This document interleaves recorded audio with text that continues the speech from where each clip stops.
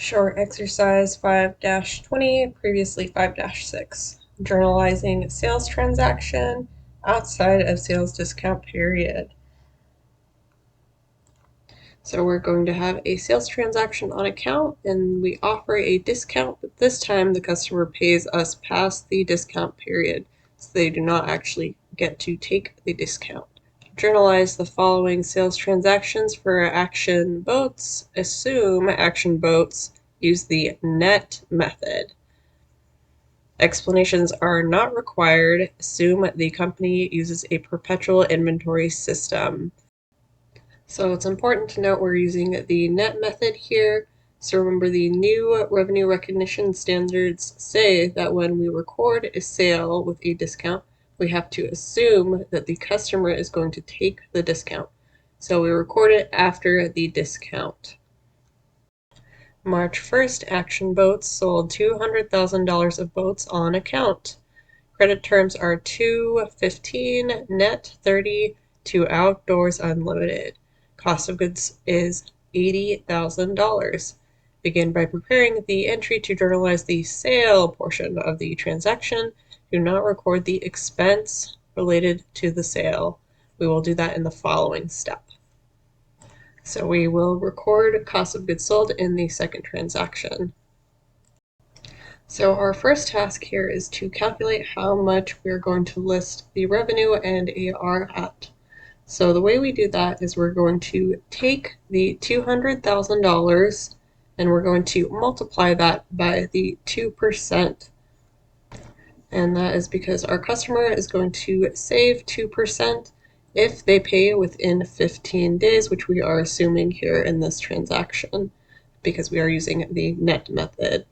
So we're going to go ahead and pop open our calculator and multiply 200,000 times that 2%, and that's going to give us $4,000 worth of discount that we need to subtract out of the sale of 200,000. So we're going to go ahead and take 200,000, subtract out 4,000, and that is going to give us our sales and our AR amount here of 196,000.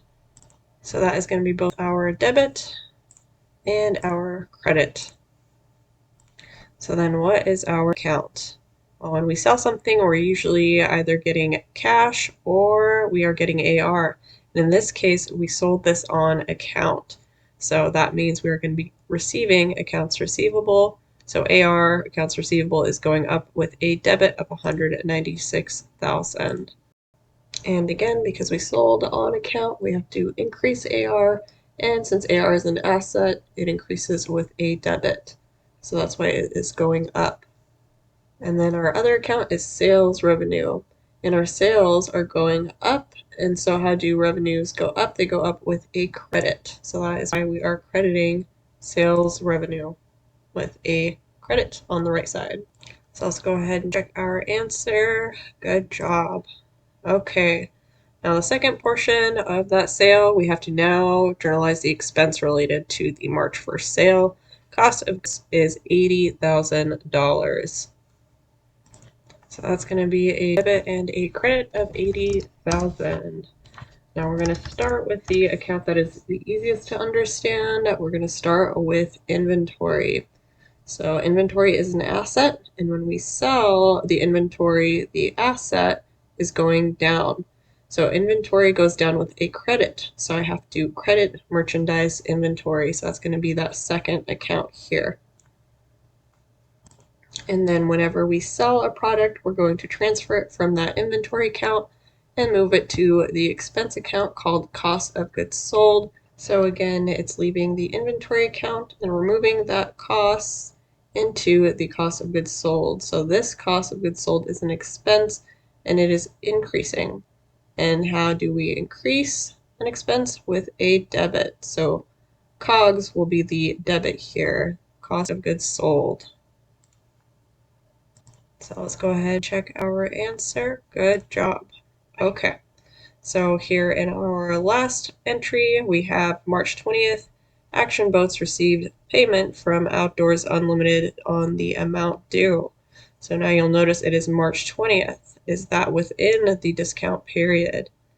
I believe we had 50 days to get that 2% discount.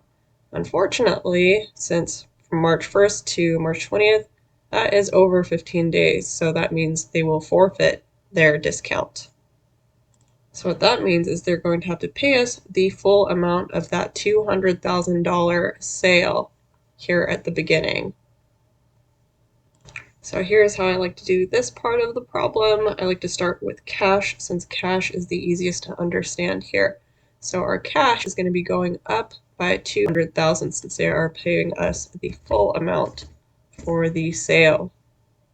And again, I am debiting cash because cash is an asset and assets go up with a debit. Alright, so now what happens to AR? As you'll recall, we only have $196,000 in our AR for this company. So if we take a look at this in a T account, then you'll notice we have a $196,000 balance here. So back on March 1st, our AR went up by $196,000, and then when they pay us off, we have to make this balance zero because they will no longer owe us anything. So how do I make this AR account zero? I need to credit the account for $196,000. So I'm going to go ahead and enter a credit to accounts receivable for $196,000. And then now you'll notice that our transaction does not balance. We still have $4,000 worth of discount left to account for that they did not receive. So we have to put that $4,000 on the smaller side, and then we're going to address what account this goes to. And again, we put that $4,000 here on the smaller side in order to make our debits equal our credits. So each side has $200,000 on it now.